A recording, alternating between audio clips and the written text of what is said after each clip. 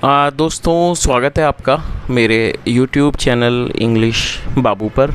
और आज मैं फिर हाजिर हूँ आपके साथ एक नई स्टोरी लेकर।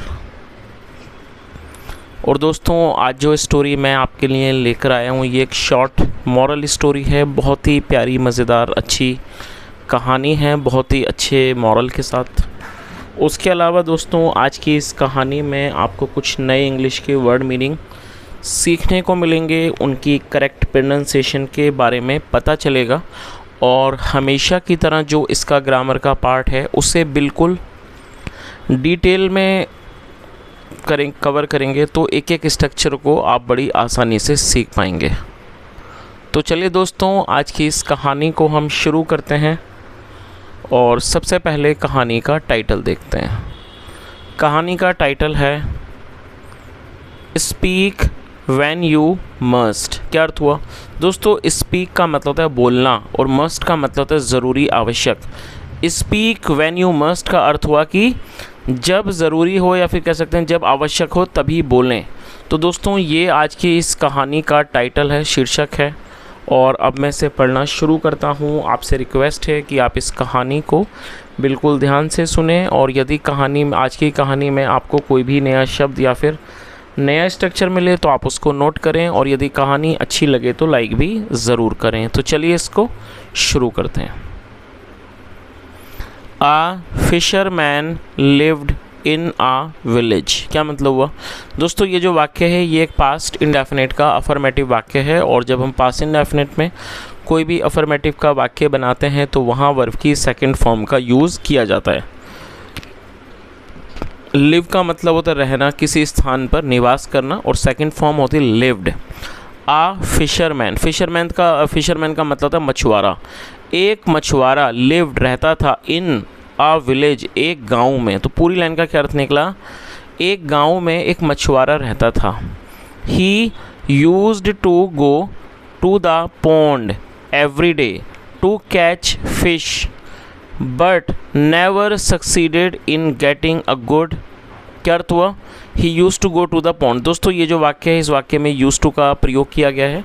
यूज़ टू का प्रयोग पास्ट के वाक्यों में कंसिस्टेंसी को दर्शाने के लिए किया जाता है। जब हम कोई ऐसा वाक्य बनाएंगे जहां हम ये दिखाते हैं कि पास्ट में कोई व्यक्ति किसी काम को बराबर करता था, तो ऐसे वाक्यों में यूज़ टू के साथ वर्ब की फर्स्ट फॉर्म लगाई जाती है। तो क्या अर्थ हुआ? ही यूज्ड टू गो, वह जाया करता था, टू द पॉन्ड, तालाब पर, एवरी डे, हर दिन, टू कैच, पकड़ने के लिए, फिश, मछलियाँ, बट नेवर सक्सीडेड। दोस्तों, सक्सीड का मतलब सफल होना और ये सेकंड फॉर्म है। नेवर मतलब कभी नहीं, बट नेवर सक्सीडेड, लेकिन कभी सफल नहीं हुआ, इन गेटिंग अ गुड, एक अच्छी मात्रा पकड़ने में। तो इस तरह से पूरी लाइन का क्या अर्थ निकला? He use to go to the pond every day, वह हर रोज़ तालाब पर जाता था टू कैच फिश, मछली पकड़ने, but never succeeded in getting a good, और लेकिन वो अच्छी मात्रा में पकड़ने में कभी भी सफल नहीं हुआ। A lot of monkeys also lived on the trees that grew around the pond. क्या अर्थ हुआ? Lot of monkeys also lived. दोस्तों, ये भी पास्ट इंडेफिनिट का वाक्य है जहाँ पे सेकंड फॉर्म लगाई जाती है। लिव मतलब रहना ही होता है, second form lived. A lot of monkeys also lived, क्या अर्थ हुआ कि बहुत सारे बंदर भी रहते थे ऑन द ट्रीज, पेड़ों पर, दैट ग्रू, जो उगे हुए थे, around the pond, pond around मतलब आसपास, जो तालाब के आसपास उगे हुए थे। तो पूरी लाइन का क्या अर्थ हुआ कि बहुत सारे बंदर भी उन पेड़ों पर रहते थे जो तालाब के आसपास उगे हुए थे। They use to be sorry for the fisherman whose hard work was never rewarded. क्या अर्थ हुआ? They use to be sorry. दोस्तों, दे का मतलब होता है वे या फिर वे लोग। जब सब्जेक्ट में एक से ज़्यादा लोग शामिल होते हैं तो दे का यूज़ किया जाता है, जो कि एक प्लूरल नाउन है। और यहाँ पर एक से अधिक बंदरों के बारे में बात हो रही है, इसलिए दे का यूज़ किया गया है। They use to be sorry, sorry का मतलब है किसी चीज़ के लिए दुख होना, उन्हें दुख हुआ करता था। फॉर द फिशरमैन, मछुआरे के लिए, हुज हार्ड वर्क, जिसकी मेहनत, वॉज नेवर रिवॉर्डेड, जिसकी मेहनत को कभी भी कोई इनाम नहीं मिला। तो इस तरह से पूरी लाइन का क्या अर्थ निकला कि उन्हें, मछुआरे के लिए दुख हुआ करता था, whose hard work was never rewarded, जिसकी मेहनत को कभी भी इनाम नहीं मिला। चलिए आगे देखिए। One day the fisherman was dozing having cast his line in the water. दोस्तों, डोज का मतलब होता है छोटी सी नींद लेना, झपकी लेना।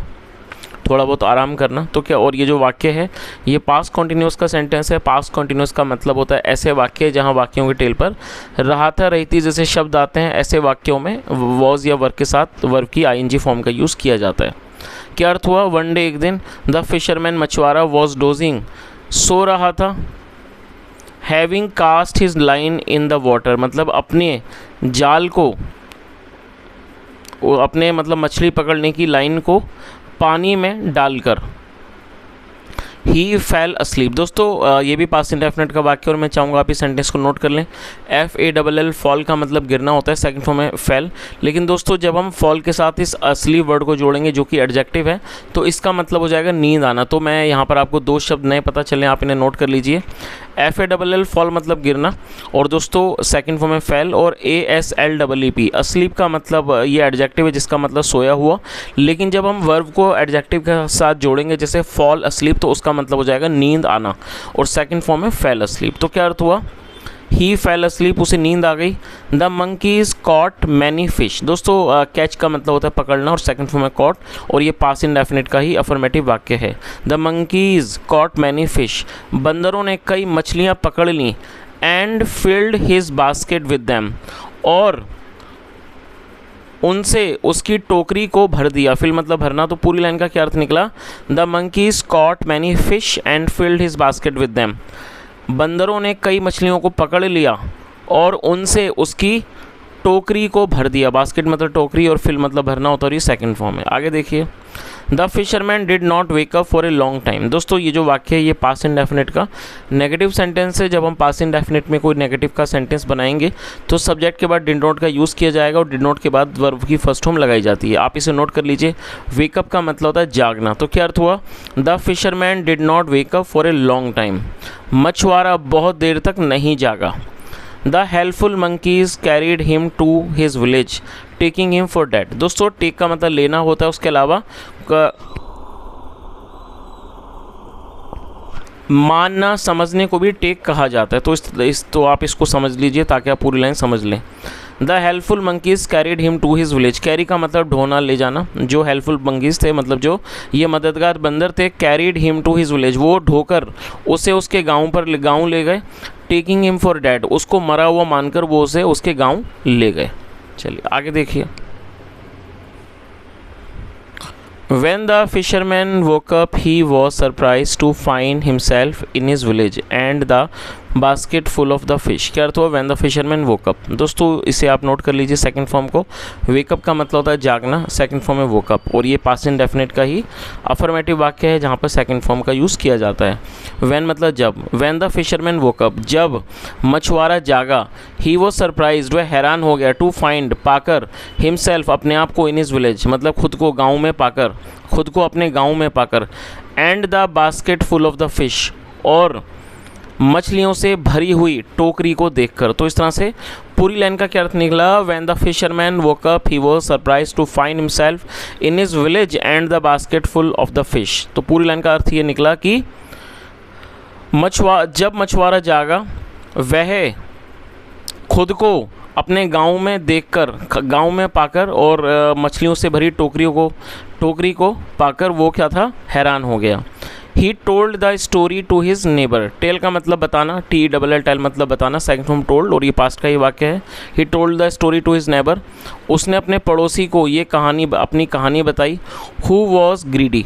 दोस्तों ये जो वाक्य है ये एक सिंपल पास्ट का सेंटेंस है। सिंपल पास्ट का मतलब होता है जब हम पास्ट में कोई ऐसा वाक्य बनाते हैं जहाँ पर वॉज या फिर वर्ब का यूज़ हेल्पिंग वर्ब के रूप में किया जाता है, साथ में नाउन या एडजेक्टिव को लेकर वाक्य बनाया जाता है।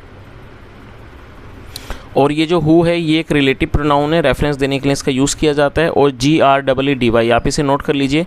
ग्रीडी एडजेक्टिव है जिसका मतलब होता है लालची। तो क्या अर्थ हुआ, अब देखिए आपको पूरी लाइन एक बार में समझ में आ जाएगी। He told the story to his neighbour, उसने अपने पड़ोसी को अपनी कहानी बताई, उसने पड़ोसी को कहानी बताई। हु वॉज ग्रीडी, जो लालची था। ही went टू द पॉन्ड, और दोस्तों गो मतलब जाना, सेकंड फॉर्म went, ये भी पास्ट का वाक्य है। ही went टू द पॉन्ड, वह तालाब गया। एंड डिड, और उसने किया, what the fisherman had done, जो मछुआरे ने किया था। तो दोस्तों इस बात को आप समझ ही गए होंगे जब इस मछुआरे ने अपने पड़ोसी को ये पूरी कहानी बताई कि किस तरह से वो तालाब पर गया था और उसको नींद आ गई, और उसके बाद जो बंदर थे उन्होंने उसे मरा हुआ मानकर उसको वो उठाकर उसके गांव लाए, और साथ में उन्होंने जो मछलियां थी उसको पकड़कर उसकी टोकरी में डाल दिया था। ये जो व्यक्ति, ये जो पड़ोसी था, ये लालची था, उसने भी ठीक वैसा ही किया जैसा उस फिशरमैन ने, मछुआरे ने किया था। The monkeys helped him out also, बंदरों ने उसकी भी मदद की, और ये भी पास्ट का वाक्य है, सेकंड फॉर्म लगाई गई है, बंदरों ने उसकी भी मदद की। When they were carrying the neighbor, दोस्तों ये पास्ट कॉन्टिन्यूस का वाक्य है जहाँ पर वर्क के साथ ing फॉर्म का यूज़ किया गया, और दे का मतलब वे या वे लोग होता है। When they were carrying the neighbor, जब वे पड़ोसी को ले जा रहे थे, who was acting, जो एक्टिंग कर रहा था, जो अभिनय कर रहा था, to be asleep, सोया होने का, the man cautioned at a dangerous turn, जो आदमी था उसने एक खतरनाक मोड़ पर आगाह कर दिया। क्वेश्चन का मतलब होता है किसी को सावधान करना, उसने सावधान कर दिया। फूल, मूर्ख मतलब फूल मंकीज़, मूर्ख बंदरों, बी केयरफुल, ध्यान देना। द मंकीज़ थॉट, बंदरों को लगा, और ये थिंक की सेकंड फॉर्म है, थिंक मतलब सोचना या फिर लगना।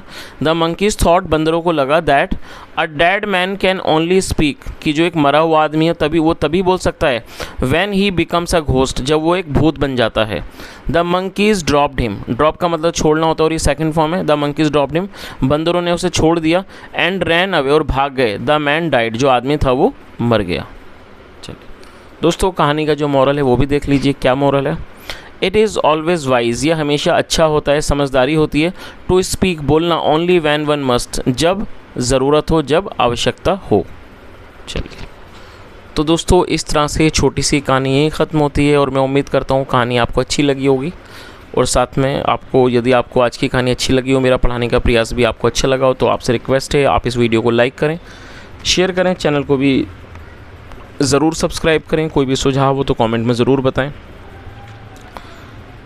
और यदि आप चैनल पर पहली बार आएँ तो जो भी आपका एक्सपीरियंस हो कमेंट में ज़रूर बताएं। यहाँ तक सुनने के लिए thank you so much. Have a nice day and bye.